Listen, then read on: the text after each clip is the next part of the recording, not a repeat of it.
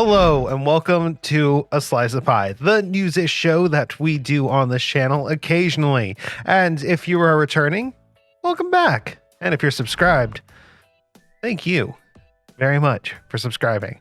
But this is going to be a packed episode. We had Computex, which happened towards the end of May and then into June. And then we also had two GPU launches that had their own interesting nuances to them.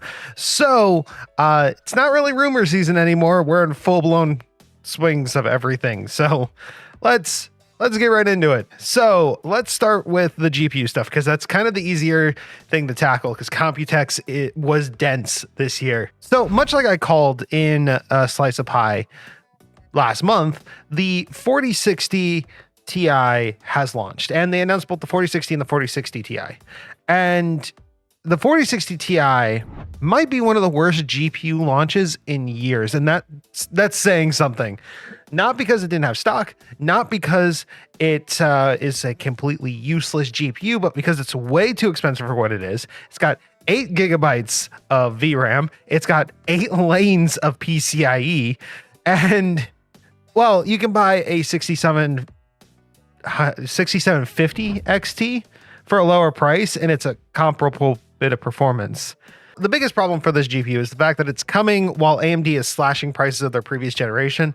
And that has been an issue for both AMD and Nvidia, because with those slashed prices, they're competing all across the board with themselves and Nvidia. But the bigger issue is that this is such a cut down GPU that modders were able to add, I think it was 16 gigabytes of VRAM to it and put a switch on it, made it perform significantly better. Like, having 8 gigabytes of VRAM is a detriment to this GPU, which is saying something. And if you don't have a CPU that supports a smart access memory or the Nvidia equivalent, then once you run out of VRAM, you run out of everything. And that affects everything from the shader buffers, which games like Control will just not load in certain shaders, to, you know, in some games like Skyrim non-anniversary edition did this, it would just crash.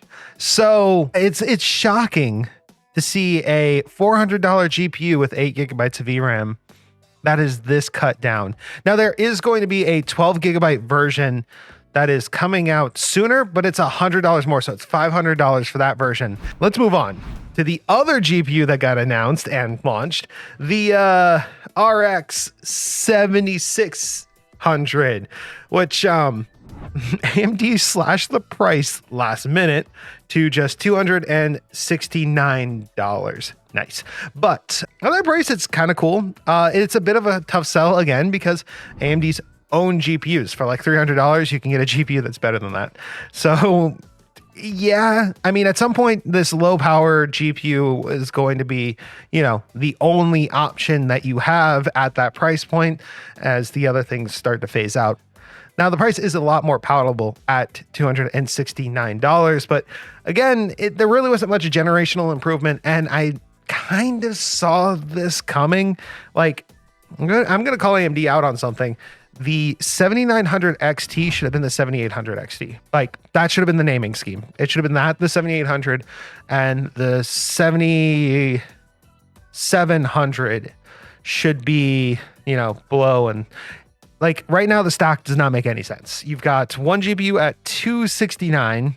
You've got one GPU at like $800, and then one at $1,000. That's their whole lineup right now.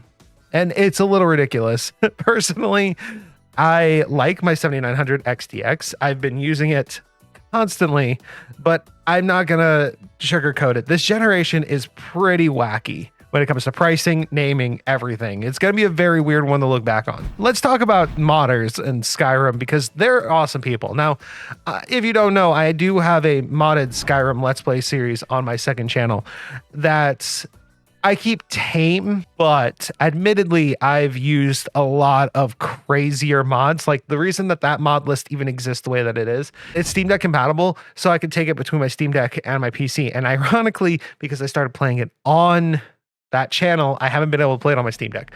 So I made like a slimmed down version of Skyrim. Digressing a little bit, modders have added ChatGPT to Skyrim to make NPC dialogue as clunky as Nvidia's. Okay, it was a little bit more refined when Nvidia did it, but that's because they did like the best of, however many takes.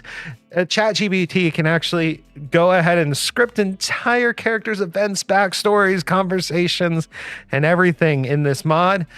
And while it is cool as a tech demo, I should say it's cool, it's a little scary, the idea that a game developer who is particularly lazy could decide to just not pay their writers and script the entire thing in AI. Now, I do think that certain AI interactions could be kind of cool, like having, actually diverse dialogue with some basic characters.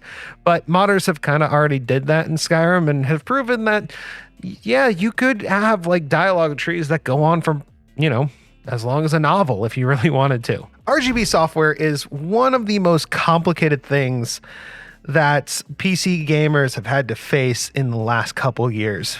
Definitely not GPU shortages. It's all about the RGB software. But no, RGB software is actually a very difficult thing, and Microsoft is looking to unify it in Windows at least. Now, having hardware-based control of RGB software through Windows, it kind of sounds like actually a good thing, because right now there is no such thing as unifying software. I've built a build, the one that's on my desk right now, that is one piece of RGB software. In fact, actually, it might even be coming out the same week as this video. There is a video that I am currently editing talking about how to build this PC and what parts I used and the entire process of it.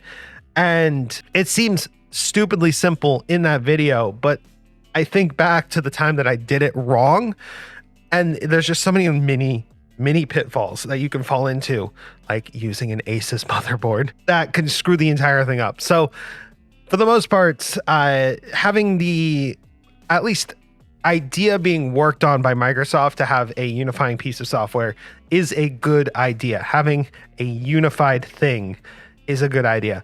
Whether or not it's good that it's Microsoft doing it, that's yet to be seen. Now, Computex. Let's talk about Computex, because there was a couple of big trends this year that were very interesting. So one of them has been removing as many cables as possible, unifying fans, lots of screens and AIOs everywhere, and then cases that are colorful, surprisingly. So lots of cool stuff to talk about. And Computex is in Taipei every single year. It has a lot of the case manufacturers there. Not as big of a presence with the actual tech, so things like GDC, that's coming up in June. That's going to have AMD probably announcing some stuff. I think Noctua actually leaked something. I don't have this in the design docs, but I'll talk about that in a little bit. And so Computex. Let's start with probably the quickest and easiest to wrap up, Fractal Design. Fractal Design showed off one new case. It is the Fractal Terra. You can buy it now, and it is a mini ITX case with one really cool standout feature.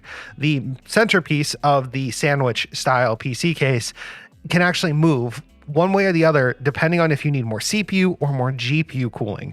So for bigger GPUs, I think it fits up to a 330 millimeter GPU, which will fit some larger GPUs. I think it would fit my current GPU in there, but you can actually move it not instead of forward and back. It moves, well, I guess it's still forward and back depending on the dimension that you're looking at. Essentially, the whole motherboard tray can shift left and right inside the case. And so once you have your GPU picked out, you can then pick out a cooler that can maximize the potential there. And what's cool though, is it comes in a different color. It has black, white, but then it also comes in a green, and it uses wood accent pieces. So if you were the kind of person who liked the Fractal North because of the wood, this is definitely going to be in your style. Noctua. Noctua is finally updating the NHD 15. And they're not just updating it, they're doing a bunch with it. They have a brand new 140 millimeter fan that took them 8 years to develop. That is the core to where they are now releasing a Gen 2 version of the NHD 15. It's going to be keeping the name. Now, what's really cool about the new NHD 15 is it's got more heat pipes. So I think it's rated to be 2 degrees cooler than a standard NHD 15 on most systems. It's going to have an AMD offset bracket that they've tested that also can contribute to 2 to 3 degrees on the CPU as well. And on top of it, they've partnered up with Der Bauer to release a direct die cooling frame system for their coolers. Yes, you can put an NHD 15 direct die, and this plus liquid metal plus the new fans can actually contribute to up to, I think it's 20 degrees, which is absolutely insane and not something that I'd necessarily do on a whim. It could be pretty cool. Now, I've never played around with liquid metal, but I might. With all the insanity around that, I might have to do something with that to get like a maximum performance type situation. Not until after I'm done building like my normal systems, but it's super cool that they're doing that. Now, Noctua did show off a prototype cooler for a non-announced processor. So a Threadripper 2, which doesn't exist. So I'm going to guess at GDC, we're going to hear about the new Threadripper, because Threadripper does kind of apply to that. And if they're reasonably priced, there's a big if here, because of how this channel's evolved since the last Threadripper came out, I might do a build with one. It'd be kind of pointless because I don't need more than 16 cores, but at the same time, it'd be worth it for the content, if that makes any sense. So I'm sure we're going to hear about that soon. It's not announced yet, but Noctua may have accidentally leaked it. Thermaltake, they've done some things that are actually really cool. So for one, they've redesigned the Tower 100 for the Tower 200, which is an even bigger case with MATX support, bigger GPU support, and way more cooling options than the Tower 100. You could fit, I think it's up to a 280 millimeter radiator inside of it to cool the CPU. It's got direct airflow into the GPU. It's got lots of fans, and it looks like a true successor to the Tower 900, the original Tower case, which looked like a popcorn machine. So overall, what I saw at their CES booth was like three big things. Lots and lots of colors. They did that on both their CPU coolers, their cases, and it's really cool to see. And they even are thinking about doing it with fans, color matched fans.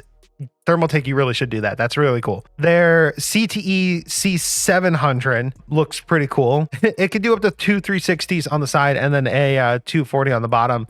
And that one looks like, again, really cool stuff. Lots of airflow going into the cases. Lots of potential for water cooling, which is like, that's awesome. And then they also have the Series 300, which is a reduced version of the case that they already have as well. It's only $100, has a screen option. Again, mesh everywhere. It looks good. I'm impressed. And it comes in a ton of colors. So Thermaltake's booth this year was actually really cool. And I like the direction that they're going in. And, you know, who knows? Maybe we'll see a Thermaltake case on this channel sometime soon. Corsair. Okay, so Corsair's booth was interesting. Normally they show off cases and some case concepts, RGB LED stuff. This year it was all about RGB LED because they're redoing their IQ software and ecosystem to this new Corsair Connect ecosystem. Now, is it similar to Unifans? Yes. Does it work the same way as Unifans?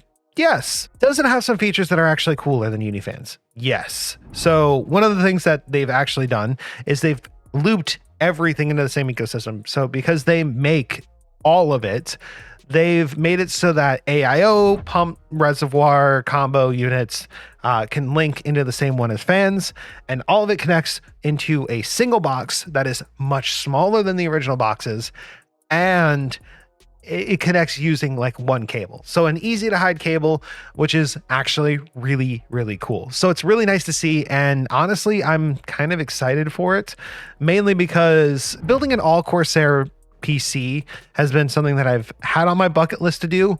They're just so expensive, and these fans are going to be no exception. The fans themselves are going to run, I think it's close to $40. It's not going to be a cheap thing to do, like to fill out your entire case with it, but it is cool that it is going to be reduced down to a single connector, uses magnets and pogo pins to make it all work. MSI had really two things that stood out to me. One was a motherboard that had all of its cables on the back end, which I could see a certain appeal to it. I thought it was a little weird looking with no cables, actually.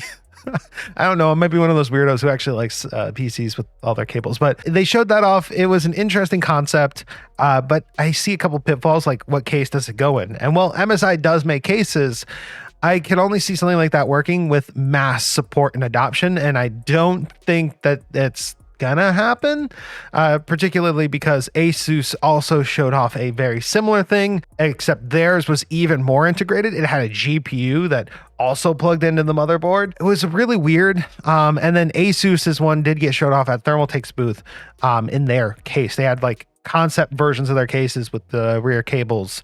So, and the cables were in different spots than the MSI one. So really, unless somebody creates a standard for reverse ATX or something like that, we're not gonna see anything unanimous for a while, I don't think. But it was interesting. I can say that.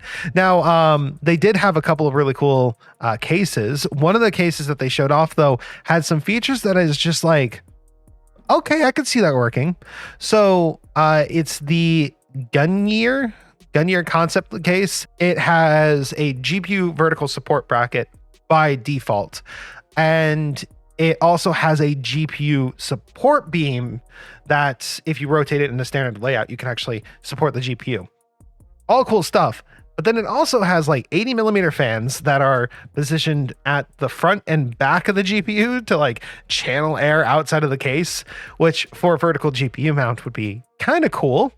I mean, there were just some interesting things, and apparently it's going to come in at like $180 with all of those fans pre-included, which that's without RGB, but still, I mean, it's got front intake, it's got top, and it's an interesting looking case. It also has mesh in the front. So, I mean, I can't say that I won't look at an MSI case, but it's currently not on my list of things to take a look at. Now, Hyte.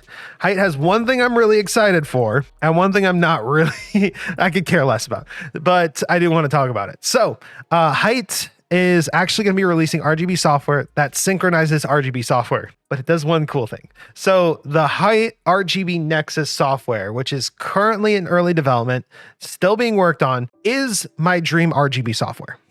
So recently I started using Govee DreamView to like change the lights in my gaming setup while I'm playing a game. And it's really freaking cool. Like, it's awesome. But it has some drawbacks. The main PC, although it can be synced to Govee, cannot be synced to DreamView. And Razer's software does lack some fine-tuning and adjustment. So with something like Wallpaper Engine, you can actually have it do like screen reactive stuff, and it looks really cool when it's going across the entire setup, but it can't do that all the time. That's where that software comes in. So the RGB Nexus software is going to do exactly that. It's going to allow you to have what's on your screen be synced across multiple devices and multiple manufacturers. They demoed it with like 6 or 7 different manufacturers, including Nanoleaf, Corsair, Razer. Like, it looks really cool. And I am shocked that they were able to get it to work. Like, truly shocked. Now, they did say something about having an issue with Asus, which, not surprised, because yeah, I'm just really not surprised about that one. So overall, and I think they had an MSI graphics card as well working with it. So overall, really, really cool. I'm excited about that. The thing I'm not that super excited about, but is kind of cool, but in a stupid way, is the thick AIO. It's got a thick screen that is like the size of a small cell phone screen that you can angle towards you. It's got a processor in it and everything. It's super weird. Kind of cool, but the thick part is actually the radiator and the fans. And the reason that it's not on my list of things to take a look at, because it totally should be, because it checks all the boxes for the weird stuff that I like to look at, is I would have to buy the case first. And while the Y60 and the Y70 $70. The two Hyte cases that it is designed to work with are cool cases. I mean, I already have like a case stack. I've had to move some of it to storage because I've just got so many. And I don't need another build to work on right now. It's cool.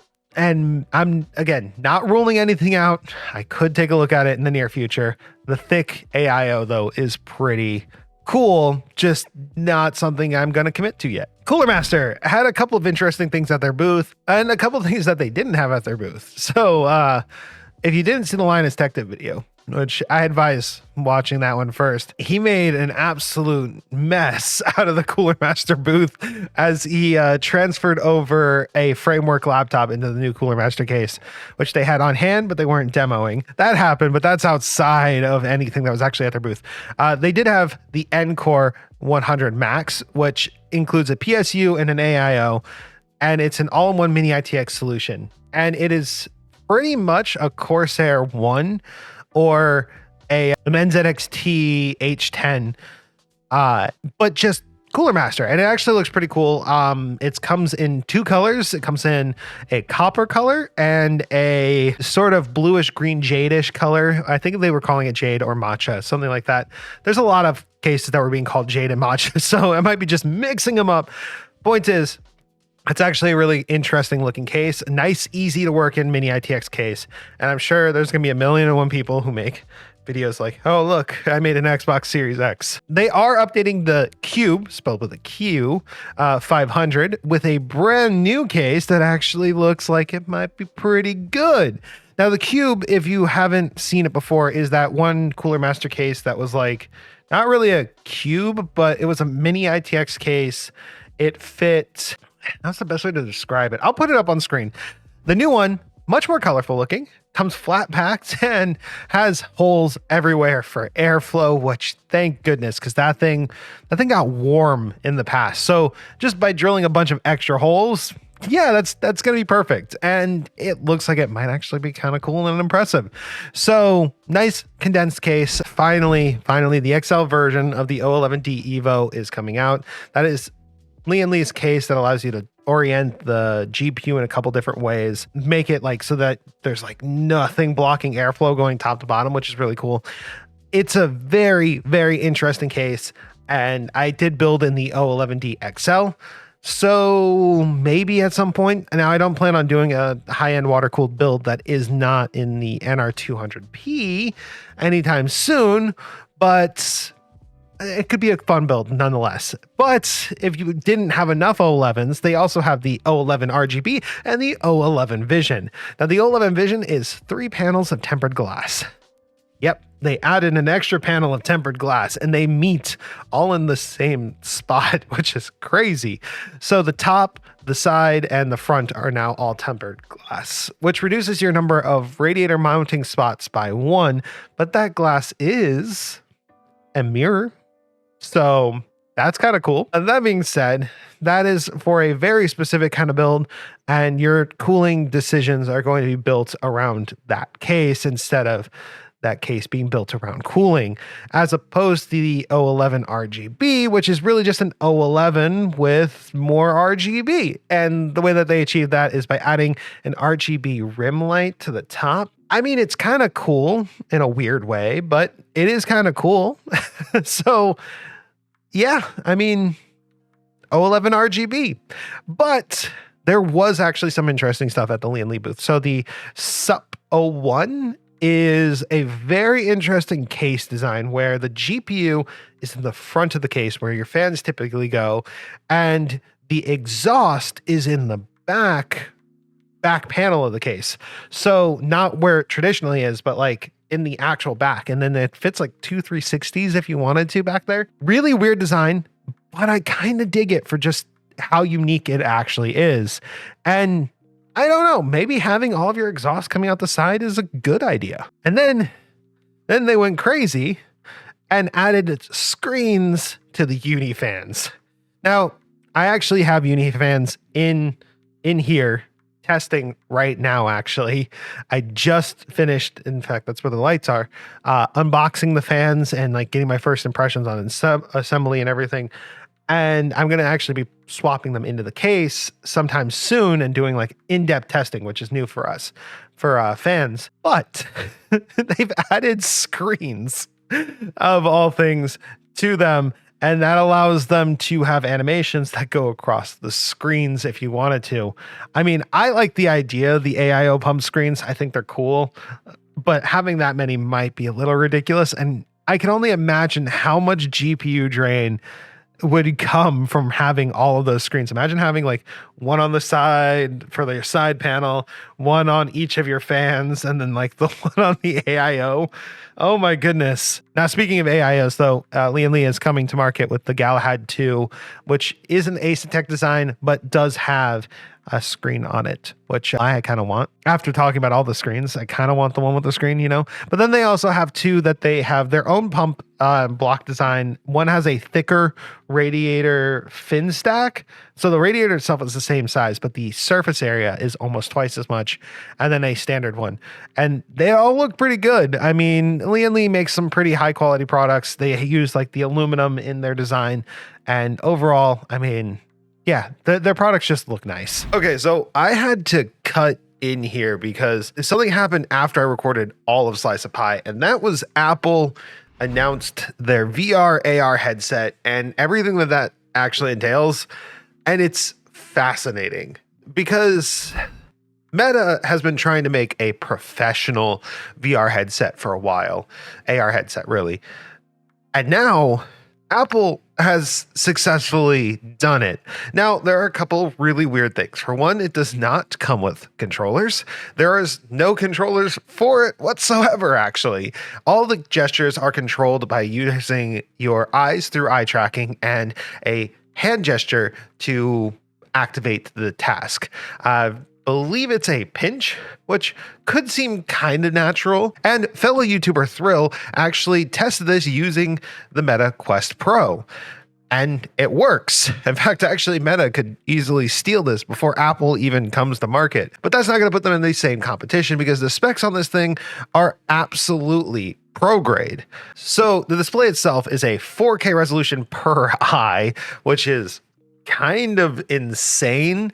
The entire thing is going to be standalone VR running a specialized SoC that Apple is making specific for this device. It's also going to be color calibrated, which is kind of crazy as a pro display kind of situation. But I mean, when you strip away the fact that you can't use controllers with it, it's definitely not going to be a gaming headset. But I don't think Apple's aiming for that. I think Apple's aiming for an actual pro market, which Meta themselves have been aiming for, but now, now they've got actual competition. And I do think that it's going to be a good thing overall. It does have one really weird feature though, where it projects your eyes onto a display that faces outward. And it just looks a little uncanny. I know they're trying their best to make it look good, but it looks weird. I think that it's supposed to be so that you don't have to take the headset off when talking to people, but at the same time, it's kind of dumb. Now, I do also want to talk about a couple of gaming news items, really specifically one, and that is Starfield. Holy cow. We saw Starfield, I think it was like a year ago, and it looked meh. Now it's looking much better, much more refined, less like a Bethesda game, which, you know, isn't a bad thing. And from what I am hearing, it could be one of those games that you start playing and you just don't stop. Like, I'm surprised that Bethesda would even try to make a game this big. 8 years in development, and from what they're saying, if it actually happens, it's going to become one of the biggest time sinks that I've ever experienced. Being able to build your own ships, build your own bases, thousands of planets to explore, though I don't know how many of those are actually occupied with Quest, because I can only imagine as a development team being able to make so many Quest, unless you're relying heavily on AI like Nvidia wants us to in the future. I don't think we're going to get as many inhabited planets as uninhabited planets, but at the same time, having a base on this far off region that another person doesn't even come across for hundreds and hundreds of hours still seems kind of appealing. It definitely makes it so that the game itself lends to that sandboxy feel that they were building up in Fallout 4. And then that adventure feel that you get from playing a game like Skyrim. And as you guys already know, I love Skyrim. I love Fallout. And I mean, I've been playing way too much Tears of the Kingdom. So these kind of games do sit well. Like those exploration heavy games are ones that I really do enjoy. So GreaterThanPie stuff. So I actually took a mini vacation from everything, just taking a step back and really reevaluating a lot about the channel, and more importantly, giving myself time to play Tears of the Kingdom, because yeah, that game's long. I'm still not done. I'm trying to 100% it on my first go though, which is part of the problem because I mean, it's a big game. There's a lot more to it than there was in Breath of the Wild. And yeah, I mean, this channel actually, I think I unboxed a Nintendo Switch on this channel as one of my first real tech unboxings. Oh man, that brings back memories almost. It was the special edition with Breath of the Wild. That's how long ago that game released. Oh my God. Sudden realization here. But I've been playing through that and I've been enjoying it.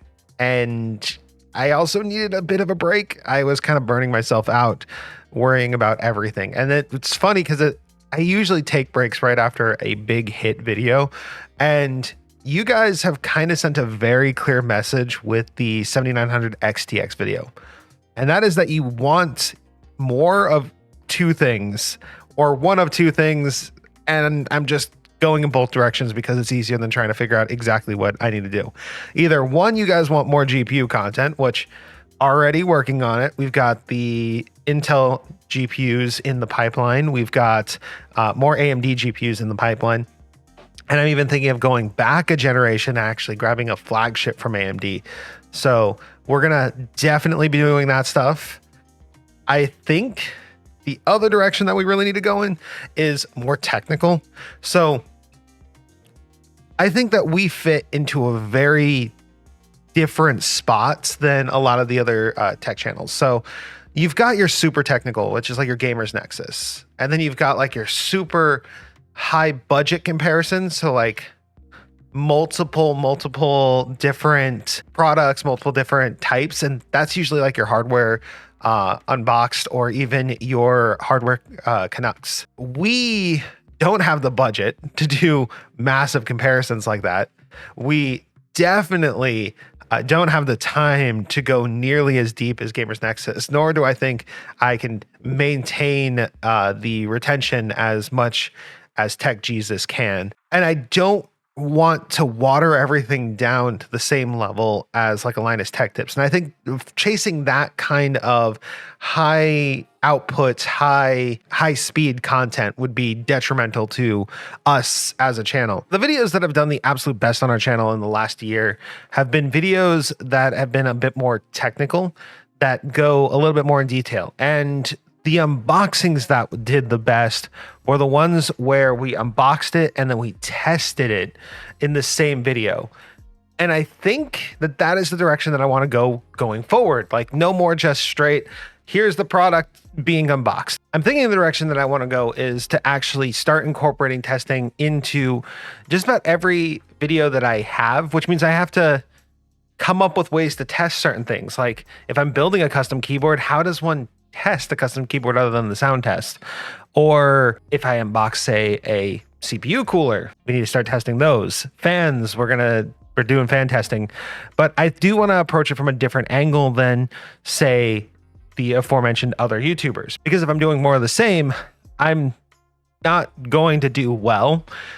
So I'm thinking I'm not going to go as deep, but I'm still going to try to hit a lot of the key points. And I'm also going to be approaching it from an angle of the style of the actual items in question.